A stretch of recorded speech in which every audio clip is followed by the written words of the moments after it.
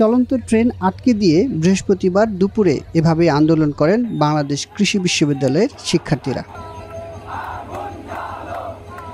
ঢাকা থেকে জামালপুরগামী জামালপুর এক্সপ্রেস ট্রেনটি ক্যাম্পাসের আব্দুল জব্বার মোড় সংলগ্ন রেল লাইনে আসতে থাকলে অবরোধ করেন তারা। এতে দুর্ভোগে পড়েন যাত্রীরা। প্রায় 2 ঘন্টা পর অবরোধ তুলে নেওয়া হলে আবারও ট্রেন চলাচল শুরু হয়। এর আগে সরকারি চাকরিতে নিয়োগের ক্ষেত্রে কোটা প্রথা বাতিল আন্দোলনের কর্মসূচি হিসেবে বিক্ষোভ মিছিল বের করেন শিক্ষার্থীরা। বিক্ষোভ মিছিল শেষে বিশ্ববিদ্যালয়ের অভ্যন্তরীণ আব্দুল জব্বার মোড়ে অবস্থান নেন তারা।